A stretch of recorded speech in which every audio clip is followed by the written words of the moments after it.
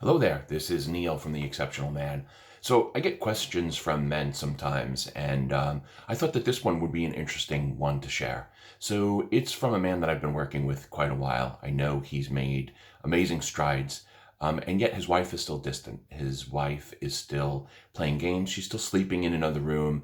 She's testing him quite often. They've talked about splitting up, they've talked about divorce. And each time he has come to that point where he kind of is ready to throw up his hands and just accept that the marriage is over, all of a sudden she comes around and says that's not what she wants. There are definitely some positive signs there, but the lack of intimacy, and he's not even talking about sex at this point, but just some affection has really gotten him frustrated, to say the least. And I think a lot of us can identify with that. So he sent me a question where, as in a lot of places around the world today, I'm filming this on April 4th. There are a lot of us who are spending a lot more time indoors with our significant others than we normally would, with very little respite, except to maybe get outside and do some exercise. And there's very little affection going on between the two of them, not his choice. And one of the only places basically where he was getting affection was in the evenings when they would watch TV in a lounge that they had set up and sit in spaces where they had sat for years. They now all of a sudden she doesn't want to sit where she's been sitting. She wants to sit in his seat. Otherwise, she won't cuddle with him.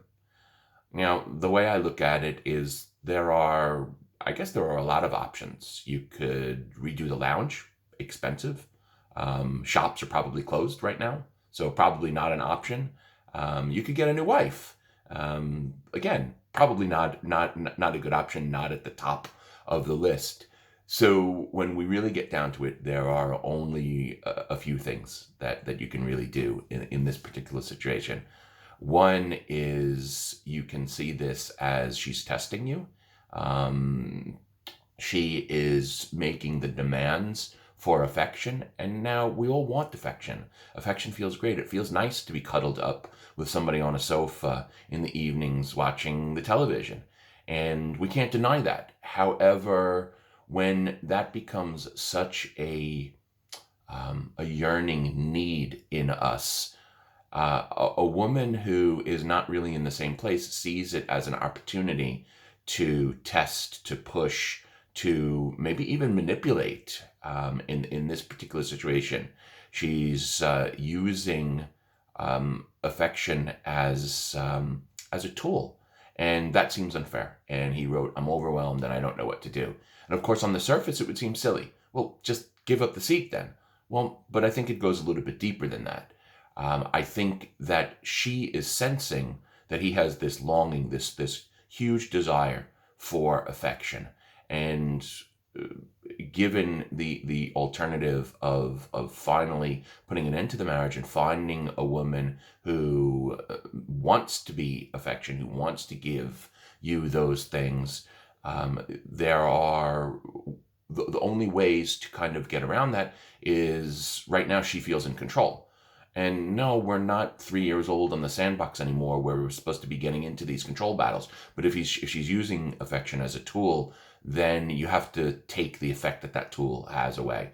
And really then at that point, there's only one option. And that option is to get comfortable enough with yourself that while affection feels great, it's no longer something that you crave. It's no longer something that you need. It's no longer something that you walk around the house thinking, ooh, soon time to go to the lounge, watch telly, and then we can cuddle. I'm not saying it's easy, and I'm not saying that that's a life that you should live for the long term, but this man is extremely committed to his marriage. He really wants to make things work. He has accepted the fact that it might not work, but he's not quite ready to give up yet. They actually just started marriage counseling. She's made some really positive steps, but of course it's going to take a while. So where is he in this particular moment? What should he do in this particular moment? And it's an attitude of when she's using affection as a tool and she takes it away, or as manipulation, or as a test, and she's taking it away, she's taking something away from her too. Don't forget, women are physical creatures as well. Women like to be close. Women like to cuddle up on the couch with a man that they love, respect, and trust. They like that too. So they're denying themselves when they do that. When you put that into perspective and you realize that she's doing something that kind of goes against her best interests as well, it's a little bit easier to accept not giving in, to say, no, yeah, actually, I'm very comfortable in this spot. I've sat here for years. I would love it if you came and sat next to me. Is there something we can do to make your seat more comfortable? Is the cushion a little low? Are there some throw pillows? Are there some easy solutions that to make her spot more comfortable? But at the end of the day, I think we all know that it's not about her spot. It's not about whether she's comfortable in her spot or not. It's about her putting this man through these steps because she knows how much he's longing for that physical contact. And even though it's something we want, the longing needs to stop. So how do you get out of that longing? It's about loving yourself. It's about being grateful for the person that you are. It's about calming the little boy who is screaming to be held by mommy and daddy. Sounds a little kind of far out there and stuff, but quite often it's our little boy who hasn't gotten the love and affection, but not from our mother and father, but from us, from the man that we've become. We don't accept our little boy. We try to quiet our little boy. I'll cover why that's so wrong in another video. When all our little boy wants is to be held. And of course, it's metaphorically, he wants to be loved. He wants to be accepted. And when we're not giving our little boy that, our little boy is going to force us, the man, to look for it in other places. And whether we want to believe it or not, women can sense that shit from a mile away. And so I think the only solution in this particular case, brother, is take a look at what your little boy is telling you. Take a look at why this need for this physical cuddling at night is such a big need for you, that it's so overwhelming that she feels it, she knows it, and she's testing you with it. She wants it too. She's just wants it on her terms right now. And although marriages aren't supposed to be power struggles, a man needs to stand up for what he believes, just as a woman should stand up for what she believes. And he should try to work out a solution. So if it really is about her seat, what can you do to make it more comfortable? And then at the end of the day, if she still chooses not to, you need to be totally okay with it.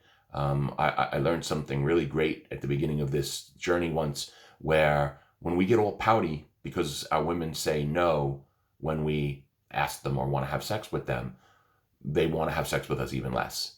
So the response should be as if I offer somebody a bologna sandwich and they say no thank you. I don't get all upset that they don't want the bologna sandwich. The bologna sandwich might be delicious. Okay? Sex is great fun. Sex is healthy. Sex is something that two people who really care about each other get many, many benefits from. Same with physical affection. She's denying herself that, then she is doing herself a disfavor as well. So see what you can do about making her spot more comfortable. If that's not really the issue, then perhaps at the next marriage counseling session, you can have a discussion about using physical intimacy as a weapon. And I hope this helps. I hope at least listening to this gets you out of that feeling of being overwhelmed, because when you're not overwhelmed about getting the physical touch, that's actually when she'll be more open to cuddling up next to you in her spot on the sofa at night in front of the television. I hope that helps. This is Neil from the exceptionalman.coach signing off. Take care. Bye.